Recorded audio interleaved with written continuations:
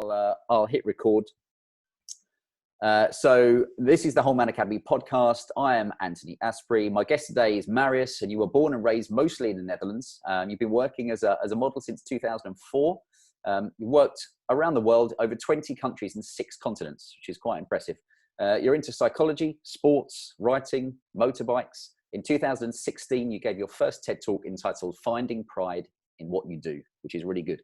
Marius, welcome to the Whole Man Academy. Thank you very much. Very happy that you invited me. It's a pleasure to have you on. Firstly, we should explain how we got in touch, which was actually that I saw on David Gandy's Instagram that you're a friend of his. He'd mentioned your coaching, which I think is something we're definitely going to speak about a little bit later in the podcast. But we always ask these questions. Firstly, which is how are you and where are you? Well, the short answer to the first part is I'm good. You know, considering everything that's going on, I think we're doing really well over here. I am in a town in Tuscany called San Giovanni Valdarno. This is where I live together with my wife, who's from this town. And I assume over there it's slightly different weather to here. So are you able to get out whilst it's lockdown? I mean, how's it working for you out there? That's a bit of a tough one here because we live in the historical center of the town, on the 3rd floor with no outside space. So one of the highlights of my day is bringing out the trash, which I do a lot slower than I normally would, and so it is pretty tough, especially now the weather is spectacular, and especially me being Dutch and having this sort of natural reflex of if there is sun, one must enjoy it. It's quite tough to sort of look at it from the window and imagine how it would be in the sun, but you know, yeah. That's part of what we have to do over here. So what are the rules for you out there at the moment? Is it just purely to go out to eat, as in to get food, or how's it working? Yeah, basically, whenever you would go outside, you have this paper that you need to have filled out because there is, police driving around. There are police checks. There's even sort of, roadblock sounds a bit more military than what it is, but there are checks going on, and you can go out for essential shopping. And if you have a job that is considered essential for the situation, for the rest, basically it's closed off. Yeah, it's tough. Yeah, it's been more than a month now, and that's I think there's been different phases to it. I think in the beginning it was, there was still some people were not really following the rules properly. Then people were, and then after 2 weeks of the full lockdown, there was a high hope and an expectation for the numbers to sort of get better. And there was a bit of a delay in that. And I think that mentally that was a tough moment for many people, including myself, to sort of think like, yeah, but where's the payoff? We're doing this and we've been doing it for a while, and now we'd like to see things getting a little bit better. And that took a little bit, but now you clearly see that it's working. Yeah, so hopefully there's light at the end of the tunnel. I guess for people in the UK as well, when it's not so strict, which some people do agree with, some people don't, where you can take your one form of exercise a day, which some people unfortunately have maybe been, suddenly they were doing 6-mile hikes, whereas previously they didn't do much of that at all. So if you were able to get out and do exercise for let's say an hour, what form of exercise would you be doing? Like, get on my bike and get into the beautiful hills around here. I used to be a very, very fanatic runner until about, I think, 5 years ago. Then my left ankle decided that I will no longer be a runner. And then slowly I got into cycling, and it's a very good, I still miss running because at the heart of it, that's what I love most. But the cycling is just amazing, especially here. It's gorgeous. And that's the one thing. I think one of the first things I was thinking about, I was talking with my wife about it, I think yesterday, what's the first thing, what is the number one thing that you want to do when, Yeah. when life has hopefully returned to normal-ish? And that would be in the top 3 for sure. What would be the other ones? Well, I was thinking there's two more. One is to go on a big hike, just get out into nature, find a path I don't know, and walk, go, breathe fresh air, and look further. Yeah, I'm starting to get this sort of, you have vertigo, and this is more horizontal, I think, sort of that, you don't really see further ahead anymore. And I think that would be really nice to just be able to see more. And then the other thing with my oldest brother, not every year, but since about 5 years, we've done it 3 times. We go to this rock festival in Belgium, and for now, the one in July is still, it hasn't been canceled, but I cannot ever see that happening. sure. But with my brother and some friends, go to a music festival and sort of be around people without worries. Not sure when that will happen, but yeah, that would be the top three, I think. Yeah, I think that's right. A lot of people, it's that, just getting out and doing what maybe is seen as normal. And it's interesting. We're talking about the effects on all of us for the coronavirus and more so the lockdown. And I see that you spend some time on kind of video calls with some of your mates. I noticed the word Wolfpack in, what was it, in Madrid and Canada and what have you. And how does that work for you, and what does it give you as a person? Well, these two guys are my best friends, and I always feel that the WhatsApp group we have, the name of the WhatsApp group is just very aptly named, because it's called Borderless, because we have a Nigerian in Canada, a South African in Spain, and a Dutchman in Italy. And because we've been at a distance already for a long time, we are quite used to staying in touch in that way. But now we do see an increase of being in touch with each other. And I think one of the most beautiful sides to the sort of this friendship that we have with the three of us is that somehow there's a certain intimacy that you have when you talk one-on-one with people instead of with more people. And what I love with them is that we are sort of in three, but it feels like it has the intimacy of one-on-one. Mm-hmm. And it can, when we talk, it can just be absolute nonsense to very serious topics that are important in our lives. Both of them have two young children, how that's going, the insecurities of that, the insecurities that I experience in my life, the doubts, the beautiful things, and then after that, most probably a whole bunch of nonsense again, and it's a very, very beautiful mix. Isn't that important though, to, in this day and age where, a lot of us maybe are spread around the world, but it's to remind guys that it doesn't have to be that way of you just WhatsApping. And, WhatsApping is fine, but just being able to see your friend's face and pick up their mannerisms, even if you're talking nonsense, is priceless. How long have you been doing this for? With you mean, well, with them, there's a lot of sort of typing going on over the years. With one of them, I talk a little bit more on video, and with the three of us, we've been just trying that recently. That's been one of the sort of the benefits of not the benefits, but sort of, I think it's important in these sort of very tough times to sort of also try to take a moment to stand still at what it brings you, what it has given you, what has been a nice side to it, because sometimes that can be a bit hard, and almost that you feel like you shouldn't be thinking of that, because of how grave the situation is for many people. But then I think that it's also nice to sort of look at that side once in a while a little bit as well. And and that we were also talking like, man, do we need a pandemic to do this, to get this done, to just sort of talk like this, because it's a lot of fun. Yeah, it's funny how it's this was certainly, obviously it's got its good and its bad kind of situations it's created, but it's certainly maybe reminding us all that staying in touch, distance shouldn't be an obstacle. And if we get on to, I mean, the reason that I first heard about yourself obviously was through David Gandy, and we'll perhaps talk a touch about him a little bit later. But if we talk to the guys at home about the modeling side for you of your life, which obviously was huge, and I must say, you probably don't know this, but the Hugo Boss advert, which you kind of said was your, probably the biggest thing you worked on, I believe inspired me to start wearing black shirts, and I used to wear that aftershave all the time. So, it's one of those adverts that really will stay with me. So, what was it like being a male model?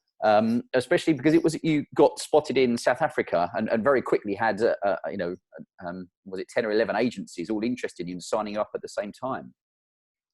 Yeah, that was surprising. That was, I was in South Africa on an exchange program from my university.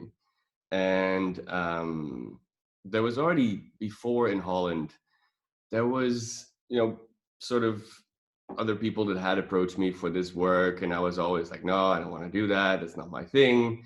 Had my judgments about that and my opinions about that. And then it was actually someone I truly deeply cared about, who is a psychologist. And then you already know that you're in a bit of trouble with it. Because she was the one that at some point told me, you're such an adventurous person. Whatever comes in your path, you will always say yes, and then just see what happens from there. Except for when it comes to this modeling thing. Interesting. And it was very spot on. It was a very, very good thing that she said. So at some point I was in Cape Town and just decided to, okay, I'm gonna walk in. I'm not gonna think about it right now. I'm going to walk into this agency and say hi. Yep. I don't know. And yeah, that's how that sort of got started, and that was just very unexpected how that proceeded. Well, I know you speak in your TED talk, which I would urge the guys to listen to as well, because I found it really interesting. But I know you spoke about, sometimes things are down to luck as well, but also you had to take that chance of kind of going and putting yourself in front of people. And of course, that means that you're going to be judged on your appearance and maybe nothing else as such. So how was that for you, with that feeling, again, speaking in your TED talk about that you've kind of been lucky to get into that role? Well, that was sort of something that I struggled with for many years. Was this sort of idea that I just got lucky, and therefore whatever came from that was undeserved, because it was just a bit of a fluke and a mix of the genes that I have, and combined with what I also spoke about in that TED talk, this sort of fear that you have. I think the older you get, the more many times you can let go of that fear, those thoughts a little bit, which is what other people are going to think. Mm-hmm. And that always made me sort of play down a little bit the size of what I was doing, or for me that TED talk was important for me as well, because for the first time I sort of said out loud, like, hey, I've done really well in this. Why doesn't it feel like that then? But just to sort of say that first part and then to straight away say it that publicly was a big learning moment still, even in that moment itself. What was it like doing the TED talk? Because there's a big crowd there. Had you spoken in public? Because obviously there's a difference between being a model and having photographers and stylists and whoever around you, to actually saying, right now you're up and you're talking in public for, was it a quarter of an hour or something like that? Yeah, it was terrifying. Absolutely. It was one of those situations where you think 10 times before, like, why did I do this? And I've learned over the years that it's a great sign when I get that feeling, because that means that I'm up to something new, something exciting, something I haven't done before. Therefore, you can learn a lot from it. Sorry, what was the other part of your question? Well, actually, I was going to ask, what was it like for you? Because you at that point, you're pushing yourself out of your comfort zone. Yeah. Oh, and also, there is, public speaking is something that I have done. For instance, also the university I went to, it was very normal that you had to do presentations a lot. Different size crowds, obviously, but I was a little more used to it in that sense. And then with modeling, you do, especially when you do the fashion shows, you get sort of used to crowds, but there's a massive difference between whether I'm working as a model and then I'm just, you know, the model. But with the TED Talk, that was me, that was Marius standing there and having to talk. So, and then, you know, it's a TED Talk, so they're very strict also on how much time it is. So on the first row there was this girl sitting there. She was looking at me very friendly, but she had a clock that was running, you know. So you do kind of felt the pressure, like, oh, okay, let's hope I stay within the time. Yeah, I guess that's we've had a couple of guys that have spoken on our podcast who have done TED Talks, TEDx Talks, and of course it's so interesting because I didn't realize the amount of preparation that is needed. I mean, people think, oh, you get up there, do your talk, thanks, and off you go. But tell us a little bit about how you prepared for it. Well, the thing is, I've never been very good at sort of going verbatim, really having something written out word for word and memorizing that. The way I'm built, that will take away the spontaneity. I will just be focused on the rehearsal of the words instead of me just talking. So I had certain points that I wanted to touch upon, and I chose to have very limited slides and everything because I feel like they can distract quite a bit. So I wanted to keep that very, very simple. And then from there, I practiced a lot, and sort of also with the clock running, because that was an important thing. And I was a little bit scared at first because every time I practiced, something else was coming out. You know, it was never really the same thing. But at some point, I did start noticing that you know, the main things will come out. And then from there, I was, as I was telling you, I was quite scared. But then I also know with myself, even today, this talk, you know, I can feel a little bit nervous before it, but then I also know once I'm in it, it's going to be okay.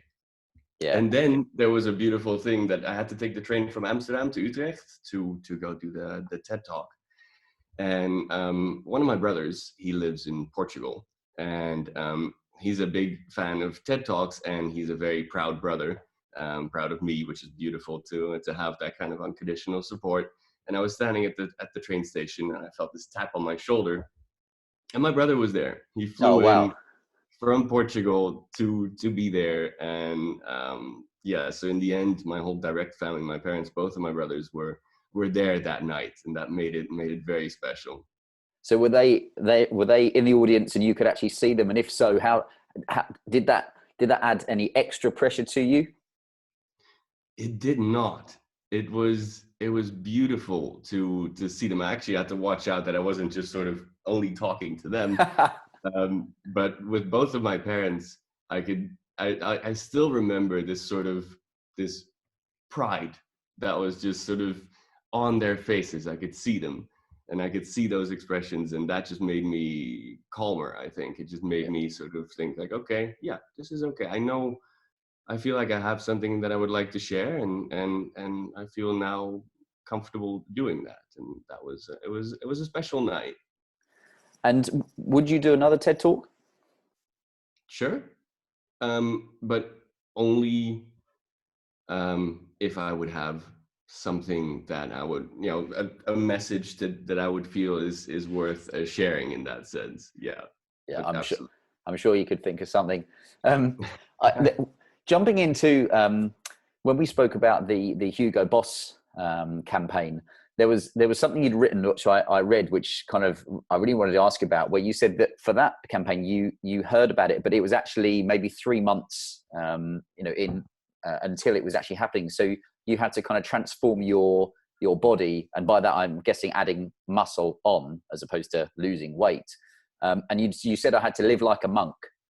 So tell us a little bit about that. I mean, what's it like for for a model? Because us normal guys, we will try and keep ourselves in okay shape, but no one's judging you and paying you to be in perfect condition. Yeah, and I feel like in that sense, men they have more options than female models, because for female models, there's still more like one body type. Where with men, I've always felt that there was loosely maybe three categories, where you have the sort of all quite androgynous, really skinny guys, tend to be also younger. And then you have, you know, the David Gandhis, the sculpted gods. Yeah. And then you got some guys in the middle, you know, that are sort of like in shape and fine, but not in those two extremes. And I've always been sort of more in that category. These are not official categories that existed. This Yeah. is just sort of 13 years of walking around in that world. But then, yeah, with them, they really sort of said, okay, you're the guy, but we do need you to sort of buff it up a little bit. And it was tough. It was a lot of fun. Because my personal trainer was a dear friend of mine. He was back then Dutch Marine Corps, and he's 2 meters and over 100 kilos, and there's no fat on there. Right. And Yep. so he built this training program for me, and I came along with me, and it was tough, but it was also, in a way, it was a lot of fun because it was very challenging. I had to do so many things that I'd never done before, and sort of go through certain barriers of sort of normally, you know, if you have your own routine, whether that's, you know, for me, like cycling or CrossFit, or at some point you can have a day where you think, I'm tired, I have a little pain here, you know. A niggle. Yeah, and then you postpone it a day, and that day can turn into multiple days, and that just, in that situation, it just wasn't really an option. That was very good fun. What about with the eating side of it? Because obviously, if you're needing to put muscle on, you're needing to increase your calories. But whereas I'm guessing it's finding that fine line between putting weight on and putting muscle on, or putting fat on. So how did you find that? Did you have to increase your calories a lot, and were you told what to eat? How did it work for you? I wasn't told what to eat, but I did sort of ask some help from people that know what they're doing, because I'm really good at eating, but especially back then, I didn't really know that much about what exactly I was eating. That was also because I was just younger, and, you know, it just would go away somehow. But then, yeah, I did have to eat a lot more, eat certain things more, and also that was tough because I had to think a little bit further ahead, and, you know, not just open up the fridge and from there, based on what's in there, decide what I'll be eating, but to really sort of have more planned regime, more meals a day as well, which Mm-hmm. that took some time getting used to. But yeah, I think the toughest thing was, after all of this was done, you know, I was physically quite tired, but then, so I would do a lot less sport, but then the eating habits were still there. So then I straight away had to watch out, like, oh, let's make sure that this does not turn into a different situation here. Yeah, because I guess you end up living the life of more of an athlete for a while if you're doing that, and then suddenly if you're stopping so much of the exercise, but your appetite hasn't diminished, then it's easy to stack it on. Well, I think that's interesting because, again, for most guys, they just want to get in good shape, but you're not necessarily having that moment. And I'm sure when we speak to David Gandy about this, you're not taking your clothes off and having someone judge you on it and pay you for how you look. So have you had any times where you've gone to castings and you've been told that the body you've got isn't what they're looking for? Absolutely. And what's that like? Oh, that's not nice. I mean, I think over the years that has gone from sort of ego and soul crushing to unpleasant. You know, there's been a nice sort of line in there. But still, that's never really what we want to hear. And then I'm not even talking about sort of as a model being a professional, but just as a human being. You know, there's a joke, that something that happened at the Paris Fashion Week. There's you have these crazy castings, and it's very hectic, and sometimes you have to wait for hours just to sort of go in and out, and then you have a yes or a no, or you hear later. And there was one casting where finally it was my turn, and you have your portfolio with the pictures in there, and there was just someone with a very stern look on a table with 5 people who looked me in the eye and then looked down and up and said, "No." it was, I walked out and I was just like, I'm going home. I'm done. This is terrible. Like, I don't belong here. Yeah. And I think that's always, for me especially, you know, because everyone has their own insecurities. For me, body has always been a little bit one of mine. And therefore for me, it's even when I'm in sort of the best shape I can be, then I'm still not super comfortable doing that, just because, you know, everyone, and those are my insecurities that I have. It's interesting because I wonder whether you've ever had it where, of course, the average guy would probably quite happily look like you do, especially as you said, you're very photogenic, and from any angle, if someone takes a photo, it would probably look really good. So have you found that that being able to kind of express those feelings of you know, with your own body can become more difficult? Because the average guy will be like, what are you complaining about? Look at you. You know, there's nothing wrong with you. You should be happy with it. And I can see, I think it's a good point as well. I think it's a bit of a balance that you need to seek. Sort of, I understand that, you know, having been able to do this as a living for as long as I have means that something's good about it. You know, I get that, and I appreciate that.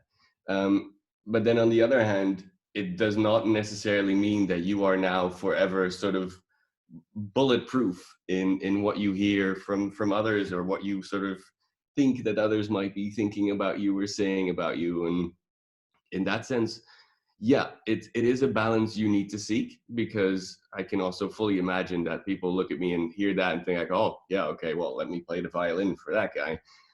You know, I get that. On the other hand, I think it's also okay to sort of, you know, still feel the things that I feel without making them bigger than what they are, because Yeah. they are just sort of, it's not like I'm terrified before these moments happen. It's just more that, you know, if I would have a choice between doing that and doing that with more clothes on, I'd probably take that one.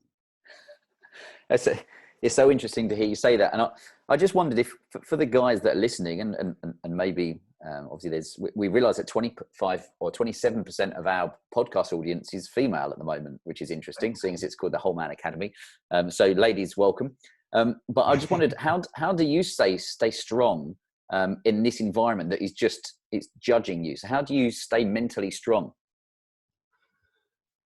I think what helped me a lot is to try to see this also as the job, as in, I think also on a photo set in the beginning, you know, there would be 15, 20 or more people around, and I would think they're all looking at me, they're looking at Marius, and that would make me sort of close down, and therefore maybe not be able to sort of bring the expression or emotion that they would want me to have. But slowly I started also understanding, wait a minute, there's the stylist is looking at the clothes, the makeup artist is looking if the face is okay, that the hairstylist is checking the hair, the assistants are checking if the light is falling correct, the photographer is looking at the total picture, the client is thinking of, is this the image that we want as a company? So everyone is looking into my direction, but no one's really looking at me.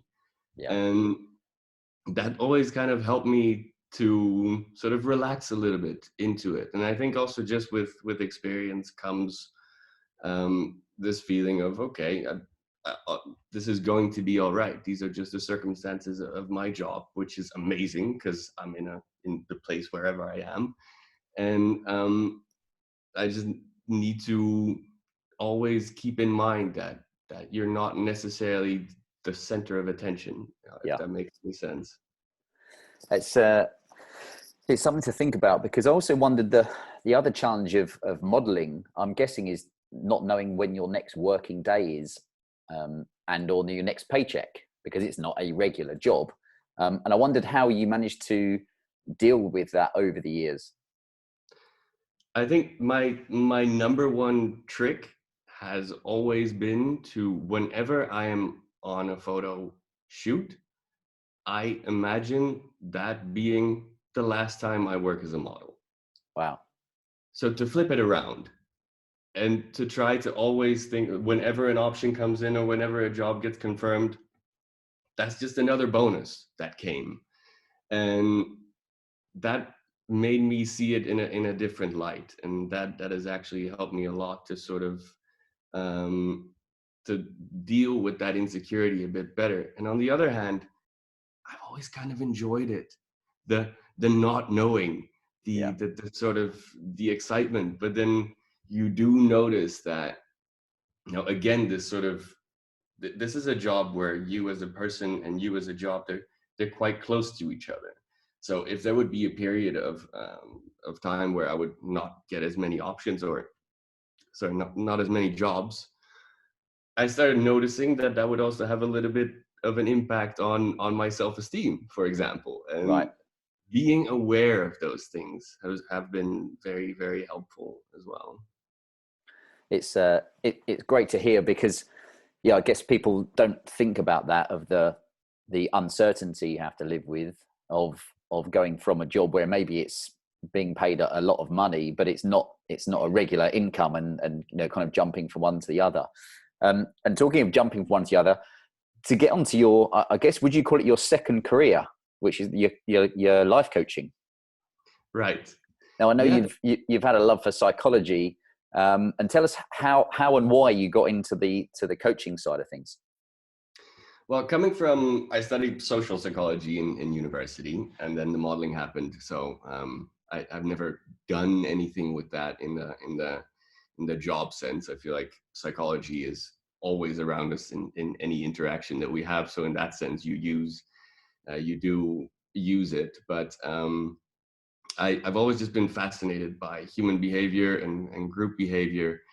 And over the years, especially with modeling, there were phases where I was also looking for something else to do. So I spent some years also writing for the Dutch Runner's World, the magazine, doing interviews. So it's it's funny to be on the other side of a conversation like this.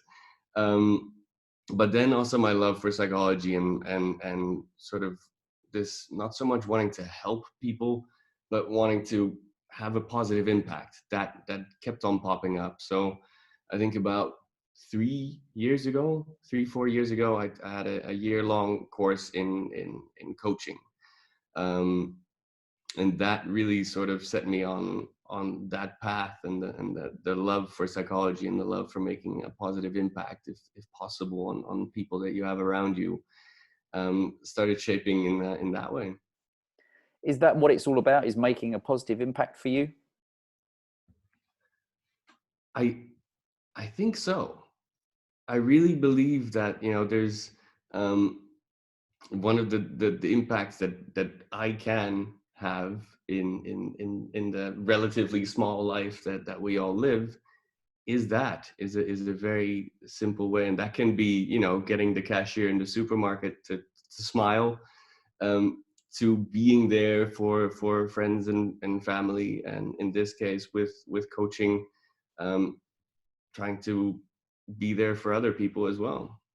And that's the important point. The reason that I saw you on David Gandy's Instagram was because you'd kindly offered kind of free coaching to anybody that was affected by what's going on in the world at the moment with COVID, etc., and whatever the issue is. And I just wondered how. What's my question? What's the response you've had from that?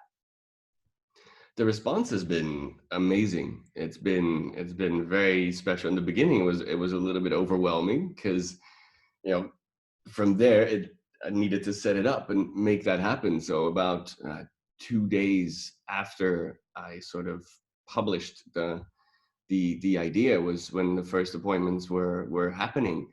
And it's been very busy since then. And I also had to sort of find my own rhythm in this, because these are not exactly conversations where you can have 6 in a day. You also need to understand sort of where do I feel like I can still give someone the proper amount of attention and care. And it's been very, very beautiful to see the response to it, and the openness of people, and the need to just Yeah. like we were talking a little bit before as well, just to sort of communicate with someone else, and it's been a very special experience. Well, I see you'd written at the heart of it, it's having the chance to speak to a friendly face, which at the moment, for a lot of people, even if they had a great social life and a career, it might be that if they're at home on their own, maybe they're not seeing anybody at all. I wondered, what's the mix of people that have asked for the coaching, like male to female and age ranges? Have you seen any patterns there? I think I was actually, because I was curious as well. It's been more men than women. I'd say about 70-30, somewhere along those lines. Age-wise, it's. I mean, that might also be because of the age that I have, and therefore, for instance, on Instagram, people that follow me might be in that same age category, but sort of around my age, so from 20 to 40, something along those lines. Yeah. And how have you managed? I guess you're going to have a mixture of issues for people. So how have you managed your own energy and emotions when you're dealing with challenging topics? Right. No, it's a good question, and it's also something. For instance, I asked my wife to also keep a little bit of an eye on me. You know, as in, if I'm done with it in the evening, am I still there? Because sometimes I notice those things a bit less fast than people around me, and right now the only person that's around me is my wife. But also, I always try to understand if I am in a moment where I can still give, or where I actually have nothing to give. And for instance, the first couple of days, I got a little bit worried for a second, because in the evenings I would be very, very tired.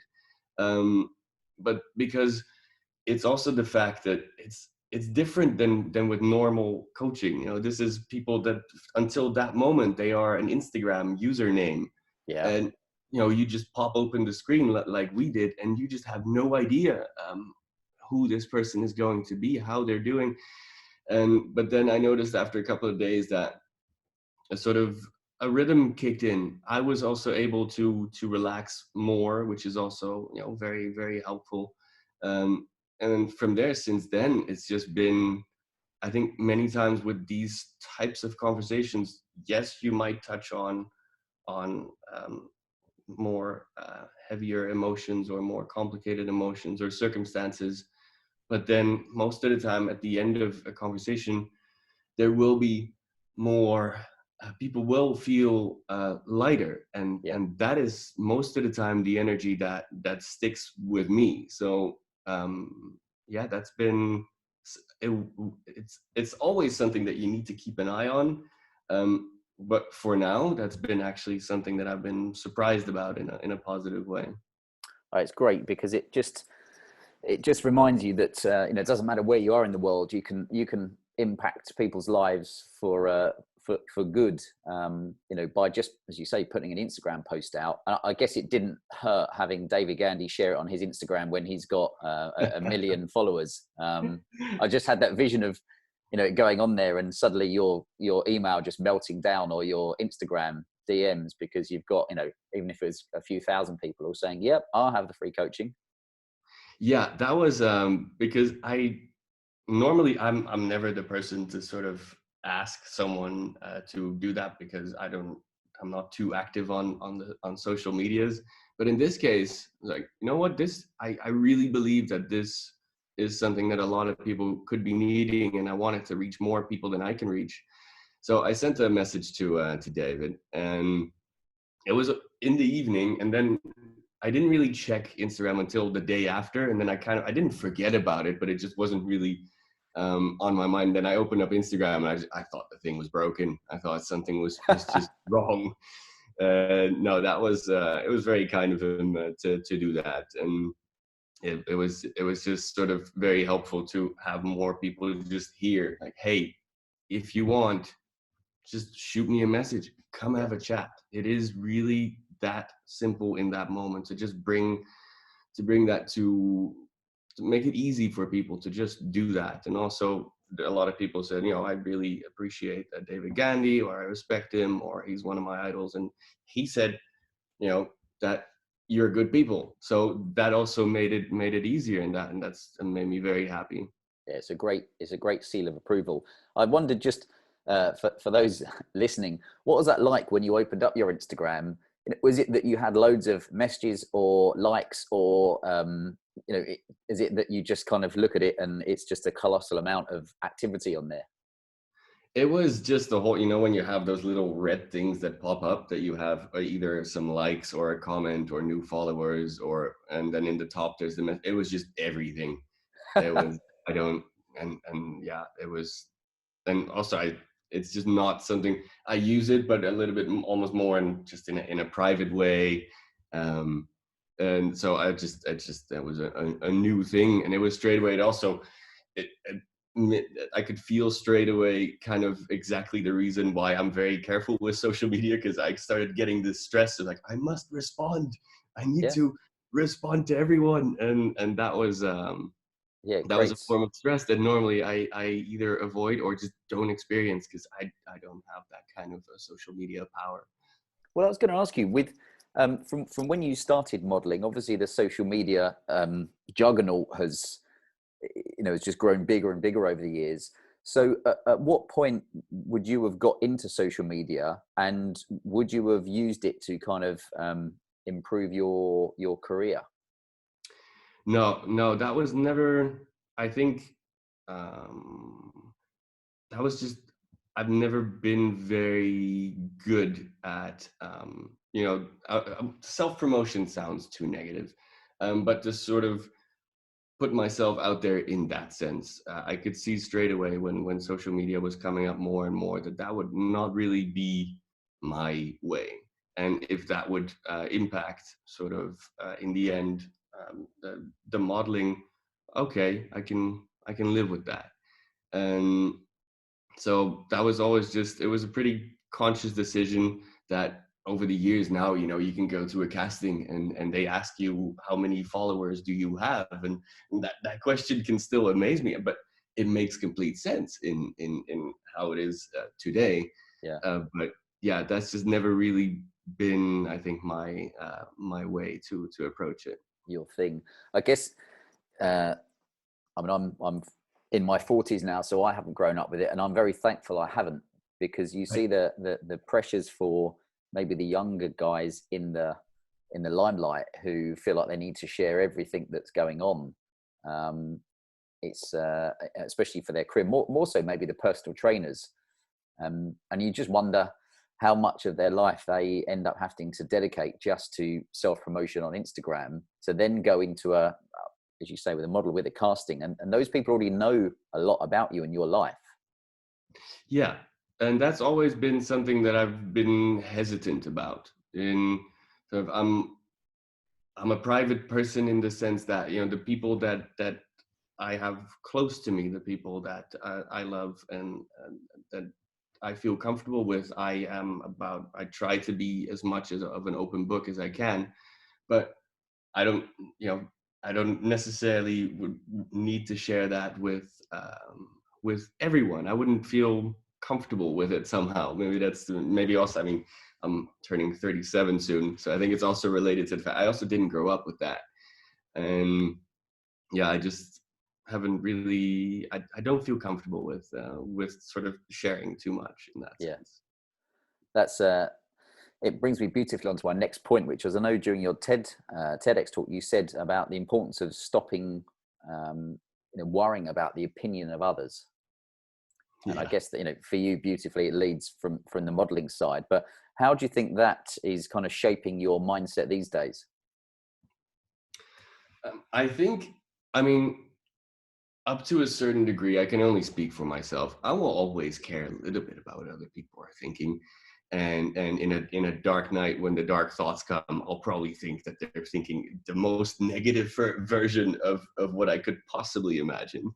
But I have sort of over the years just tried to let go more and more of those fears. And also, I think when I was younger, there's also, you are more sort of self-centered in the sense that over the years, I also started imagining, understanding that, you know, a lot of other people won't really, you know, they might have a fleeting thought or something, but I'm a lot less important than I feel in my own life, obviously. So I think it was also just, you know, in a way, it's an overestimation of self in that sense. And I've always thought that was a funny way of sort of understanding, like, yeah, everyone is the star of their own movie, and you know, there's other people that play a role in it, and I think it just over the years helped me a lot to just also sort of, yeah, just accept that, you know, other people might think certain things. Okay, the people that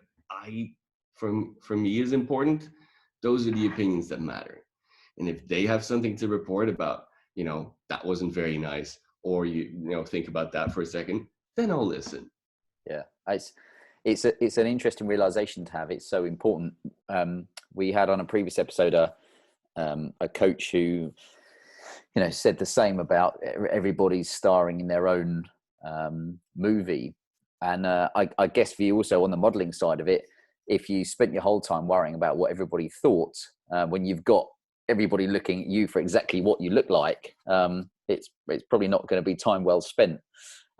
We asked you, we sent you a couple of questions beforehand, and one of them was about what one kind of personal habit or daily routine has contributed most to your success. I just wonder if you could kind of tell the guys a bit about what for you has really worked over the years. Yeah, for me, it has always been movement, as in doing sports, going outside, being outside in fresh air. And that's also why I love living here in Tuscany so deeply. I just noticed over the years that I do my best thinking and not thinking when I'm in movement. And this is almost, there was a friend of mine, he asked me, so you're in this apartment in Tuscany, how is it that you can't really move much? Because I can only imagine that you must get pretty annoying if you can't move. And he had a very, very good point. But for me, whenever there are, you know, if there's decisions that I need to make, or there are certain thoughts that I can't really understand properly, that it's not necessarily that I'll go out and that I will always come back with this perfectly packaged answer. But it will always be helpful if only for the fact that I've managed to just sort of take my thoughts away from it for a while, or to just have my other senses be stimulated and just let my brain do what it does. So it's the movement side of it, as you say. It's either, would it be movement? I mean, for you, would it be listening to music as well, or would it be happily in your own thoughts? It can be either one. It can be, for instance, when I go cycling, I never have music, and that's also just from a pure safety perspective, because I do live in Italy, and some cliches are a little bit true. So you know, you want to be able to hear cars coming. That is so that's definitely a safety thing. But for instance, if I'm in the gym, it's always with music, and it is loud and obnoxious. And that's what are just you listening to if you're in the gym? What have you got on? That can be quite a lot of sort of 80s, 90s hip hop. It can be sort of in Holland, there was electronic music was massive especially in the 90s, where I kind of grew up with that. There's a lot of that. There is some really loud guitar music. But all, in my opinion, all really good music. But you know, I guess it is a little bit in the ear of the beholder, let's say. Yeah, it's a good point. I think it's always interesting to know what some people listen to, whether it's podcasts in the gym and or if you know, listening to dance music or rock music. It's often with people, it's sometimes it's surprising when you hear them talking about what they like to listen to in the gym. One guy we spoke to who liked listening to cookery shows. That's amazing. I would just get way too hungry, I feel. Yeah, I couldn't see that kind of getting your testosterone pumping and, you know, your blood pumping if you're listening to baking stuff. But another question for yourself was just going on to modeling. What's the best and the worst thing about modeling for you? That is a very good question. The Let's start with the positive. I think that the best thing has been, I mean, there are a few obvious ones, you know, that having traveled as extensively as this, and having a job where in a short amount of time you can make quite a decent living. Um, I think what I've always truly appreciated is the diversity of people that that I've met, that I've worked with. Um, People from all sorts of different backgrounds. If you think of models, these are people that, if they didn't have the face they did, they might have been professors or plumbers or in jail or rock artists, or like you don't know. And so it comes from all walks of life, and that has been something that I've truly appreciated about it. I think. And if I think of like what's the worst, yeah, the worst side is, I'm not sure if I have a proper, well-defined answer for that. I think it is a world that is made of extremes. Um, so there's in both positive and negative sense. I think what in for me personally sometimes has been really hard is just been dealing with the loneliness, the sort of the the feeling that you couldn't really share things, that it was hard to explain. I remember at some point my oldest brother, he did it. He lived in India for a year. They were teachers at a school there, him and his wife, and I was living in New York, and we had a phone call, and I was at some. This is not something that in my case happened all the time, but in that moment it just did. That I was at some glamorous party with movie stars and things, and I was talking to him about it, and he's saying that is just, it's really hard to imagine that right now, considering where I am. And he didn't mean anything negative by it. He was just being very honest, thinking, I cannot even begin to imagine that at this moment. And that's something that I felt always quite a bit. For instance, you know, feeling loneliness in Tokyo. Yeah. And there's been these moments where you just feel alone, and I think for me that's been the tougher part. Well, tell us what that's like, because let's say you get, sent to Tokyo for a casting. You may be there for a couple of days. I'm assuming that apart from your booker or agent, your model agency, that you're kind of on your own. Yeah, Tokyo is a very, that's not it's a bit of a different situation there, that you go for a longer period. You don't, I mean, you can have a job in Tokyo and you fly in and out, but if you go to Tokyo, you tend to stay a little bit longer. So that was a bit of a different situation, but you can have it in many other cities, that you go there, for instance, for a month, and you do the castings and go-sees, and you see what kind of work comes from it. And yeah, that can be really hard and really fun as well, because all of a sudden you're in Hamburg, or you're in Paris, or you're in London, or you're in Los Angeles. And but it's kind of, it's almost, it's the luxury problem of, okay, well, I've done what I needed to do this morning, and now I have the rest of the day where I can do anything I want. Okay. Yeah. What am I going to do? And that's it's, I've always enjoyed sort of I know for some people what can be hard in this job is to not have a regularity, not have normal habits. I've always thrived a bit on that, but sometimes it has been tempting to be in a new place, like okay, it's another new place, I got my laptop, I'm just gonna chill here. That has never really been a successful road to happiness. Let's put it that way.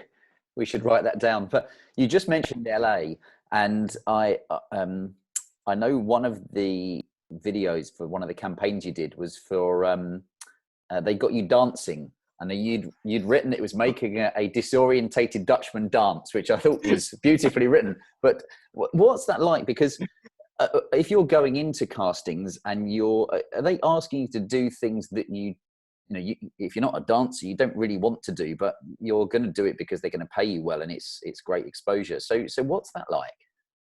Well, in that case, I received a phone call. I think it was from my agency in Paris, and they had asked, "Are you a good dancer?" And I told them, "No, I am really. It's bad. It's very, very bad." And then they went more into, "Yeah, but would you be willing to sort of give it a try?" And then my answer is always yes. But I do.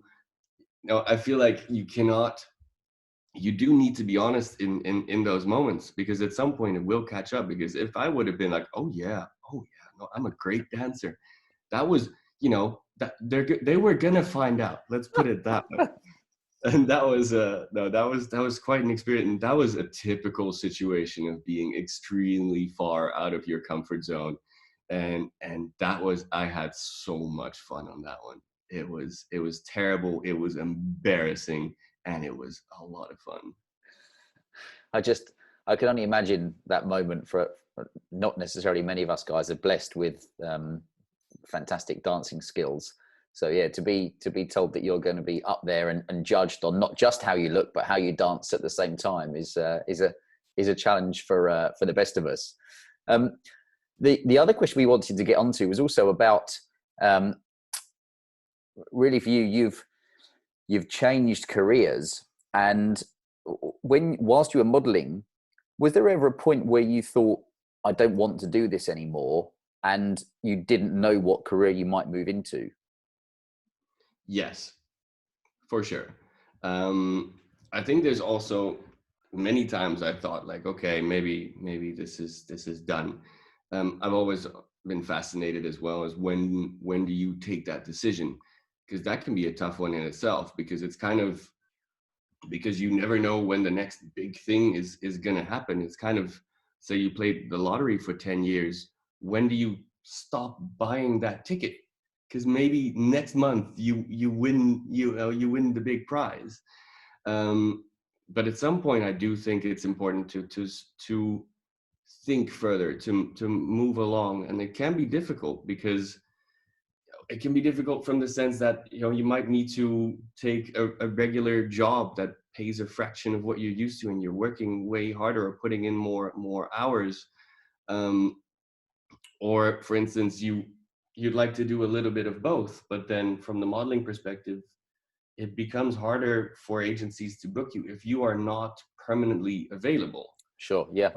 You need to have a very flexible other option at your disposal if you want to be able to say that. Because if I would have a normal job, and on Monday at 8 o'clock at night, I call my boss and say I can't be there tomorrow because I gotta go hop on a plane, that's probably not going to go too well. So that's always, I think it's a tricky one. It's a fascinating one, and I kind of, sometimes I can compare it to the path that athletes take, because they also have a bit of an expiry date on when they need to move on to something else. And that can be tough, because you've been for athletes 100 times more. I truly believe that, because that's it really needs to be your entire life to be able to perform at that level. So in that sense, it's different. But there is this sort of moment that you need to decide. And now over the last few years, I've been lucky enough to sort of just do it a little bit less and build up something else. And that is actually in the fact that I have this situation, it's been a very pleasant mix, because it makes you appreciate it again a lot more than maybe at some point you get a little bit, what's the English word? Not jaded. Is it jaded? Sort of that you get to a point that you are just, oh, I'm in another new place. I'm on another. And if you start doing that a little bit less, and you are more in one location, and then you do go to a new place and you meet new people, it's like, oh, this is kind of fun. This is nice. I guess for you, it's as you said, it's been a great opportunity to travel around the world. Do you think that with the modelling that it's more of a young man's game, only because if you then have a family and if you had kids and a partner, then it becomes hard when you're away for an extended period? Yeah, I think it is harder. I know it's possible. I've seen. I know people that manage to pull it off. But then it also just comes down to your own needs and the balance that you have in your home situation. I have great respect for people that have multiple kids and manage to do that kind of traveling and still have a happy partner. And it's like, oh, hats off to you. Yeah. Um, It's I've noticed it's also impressive for other mix. reasons that for me, I got to a point where also with the traveling, I just wanted to just do less of that. Also just from more of an environmental point of view, but yeah, that would be an entirely different topic, I'm sure. It's another podcast we could do. And seeing as we're on the Whole Man Academy podcast, which is all about encouraging guys to either talk or get together and talk. Over the years, I mean, you've talked about the fact that you would jump on maybe some some group calls just with a couple of mates, but who would you be speaking to, especially as you'd started in modelling? What guys would you speak to, if any at all, to kind of discuss the ups and downs and the challenges you were facing? In the beginning, not really other people in the industry, because I had a bit of difficulty feeling comfortable around people I didn't really know that long, I didn't know that well, and maybe we're just very sociable, very so strong with words, and I would just feel a little bit intimidated, and I would always assume that they were super successful. Um, but that's also kind of, it is a kind of it's not the easiest environment to open up, I believe, for many different reasons, but at some point also because whatever you say can sort of reflect on the success of your career, in the sense that if you're on a photo shoot, one of the questions you're always going to get is, so where are you off to next? And if you then say, well, I don't have anything on the schedule at all, I'm just going to go home and cross my fingers, that can make people think like, oh, really? Oh. Yeah, Um, there's a so that can perception. kind of create this environment of always having to have a very successful story in your back pocket just in case. And I actually started noticing that a great way to get past that, I guess, is to be blatantly honest. And I started experimenting with that. On a photo shoot, there was at some point there was about 3 or 4 models, and they were just asking during lunch, where are you off to next? And the other 2 said amazing things with amazing places they were going to go to, and then it was up to me. And I figured, here we go, let's try this. So I just told her, I don't really know. I mean, I'm going home tomorrow, and I gotta wait for the next job, and let's hope that works out. And it had a big impact on the conversation from there, that other people started sharing in a different way, saying like, yeah, okay, there is that job, but after that I actually don't really know either. And it Wow. made the whole conversation a little bit more vulnerable and real, in a sense. And since then I've managed to just sort of um, I've understood that if I show vulnerability or insecurities that I have, it's also an invitation for someone else to share, if they have something like that, and if they want to. It's such an important point, because I think in any career there's and even if it's not in a career, maybe as a guy, there's sometimes a need to feel like you need to impress. And as you say, as soon as you drop your, trying to think of the word, drop your mask, maybe, as it were, then the other guys around you might think, oh, okay, well, actually he's been honest and or vulnerable and or not pretended that he's something he isn't, and maybe it's okay for me. And that hopefully has a domino knock-on effect. Yeah, that's at least for me. But over the years has also just made me feel a lot more comfortable on set. And again, it's just all part of this evolution of years of also just feeling more comfortable with who I am, and those, I think, always go hand in hand. And what's next for you? what is next for me? There is, well, for sure, the coaching is the main focus. Um, this is something that over the years I've already been sort of going towards, and now is really the time to push forward with that. I've always felt that I would love to work with people that are active in the fashion industry, be it models, but also photographers, for example, or other people, just because I believe that, considering what we talked about over the last hours, you find yourself in quite some extraordinary circumstances. Mm-hmm. And I think that in that sense, I'm fortunate in understanding the coaching side of it, but also understanding that world and what it can feel like, and the pressures that you can experience, or fears or temptations, or you name it. That's definitely, that's a good part of it. And next to that, there's a bit of the ironic sense of the current situation, but I've also been sort of wanting to get people to come to Tuscany for some days, 3 to 5 days, because I truly believe that there's a big power in just being out in nature together, going on hikes together, experiencing nature around you, smelling new things, hearing different things, walking side by side instead of talking like this. Yeah. That's another thing that's been, going on, and is right now on an absolute pause. There's just no other way around it. Yes, I think it's I know it's increasingly popular to have the coaching that is more of a one-to-one, but changing changing the location, getting out from wherever you're used to, instead of being at the office. If you're coaching someone and they're in an office room or a meeting room, to say, look, let's call it a deep dive and spend a couple of days together. And I guess out there you've got it's kind of the perfect environment for it. It is. It it really is. It's so beautiful here. Have you ever been? No, not yet. Well, and when one day when things are have returned to a form of normal, please do come and visit when we're allowed out. And how about yourself? What's your relationship with London? Oh boy. I've actually never really been able to get the hang of London.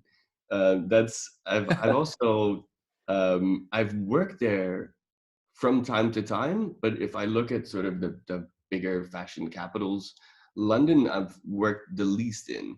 I have spent proper time there. I think at some point also I met up with David there. And I've always enjoyed it, but there was the weather was very much like what we have in Holland as well, and I would always just go there in the periods where the weather was extremely, well, I guess English/Dutch. So I've enjoyed it, but I've never spent enough time there to really sort of have it's so big that I just never really got the feeling of understanding, having my bearings, and just really understanding a little bit of what the city is about. It's interesting you say that, because I think for the people that are used to living there, it doesn't seem that big. But if you're not used to coming over there, and would you have lived over here at any point if you were working, as in just stayed for a little bit, or was it just a pretty much a couple of days here and there? It was most of the time a couple of days. I spent one time a couple of weeks there. That was the maximum amount of time that I've spent in London. And those were fun weeks because a part of that period I was staying with a friend of mine who was studying there, so that was good fun. It's interesting to hear. Well, as you said yourself, hopefully when we can all move around again, if you happen to be coming to London at any point and have the opportunity, we'd love to buy you a drink and a spot of lunch and meet up and show you some sights. That would be lovely. But Marius, I just wanted to say I appreciate your time in coming to talking to us. It's so interesting to talk to.